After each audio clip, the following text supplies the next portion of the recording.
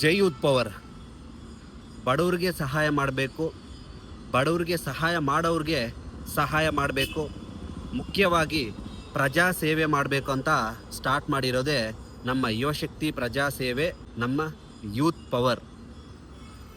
ನೋಡಿ, ನಾನೇ ಬರಬೇಕು ನಾನೇ ಮಾಡಬೇಕು ಅಂತ ಯಾರು ವೆಯ್ಟ್ ಮಾಡೋಕ್ಕೆ ಹೋಗಬೇಡಿ.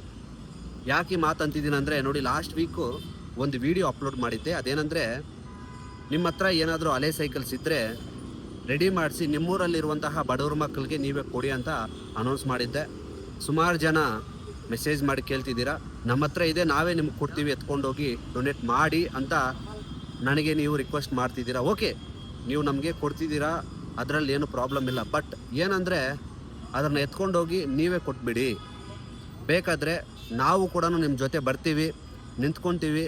ನಿಮ್ಮ ಕೈಯಾರೆ ನಿಮ್ಮೂರಲ್ಲಿರುವಂತಹ ಬಡವ್ರ ಮಕ್ಕಳಿಗೆ ನೀವೇ ಎತ್ಕೊಂಡೋಗಿ ಅದನ್ನು ಡೊನೇಟ್ ಮಾಡಿ. ನನ್ನ ಒಂದು ಮುಖ್ಯ ಉದ್ದೇಶ ಏನಂದರೆ, ನಾನೇ ಮಾಡಬೇಕು ನೀನೇ ಮಾಡಬೇಕಂತಲ್ಲ, ನಾವೆಲ್ಲರೂ ಸೇರಿ, ಯೂತ್ ಎಲ್ಲರೂ ಸೇರಿ, ದೊಡ್ಡವರ ಆಶೀರ್ವಾದದಿಂದ ನಾವೆಲ್ಲರೂ ಮುಂದೆ ನಿಂತು ಮಾಡಿದ್ರೆ ಅದು ಒಂದು ಪ್ರಜಾ ಸೇವೆ ಆಗುತ್ತೆ, ಅದು ಯೂತ್ ಪವರ್ ಆಗುತ್ತೆ. ಎಲ್ಲರೂ ಸೇರಿ ಒಳ್ಳೆ ಕೆಲಸಗಳು ಮಾಡೋಣ. ಎಲ್ರಿಗೂ ಒಳ್ಳೆಯದಾಗಲಿ. ಜೈ ಹಿಂದ್, ಜೈ ಭಾರತ್, ಜೈ ಯೂತ್ ಪವರ್. ಮತ್ತೆ ಸಿಗೋಣ.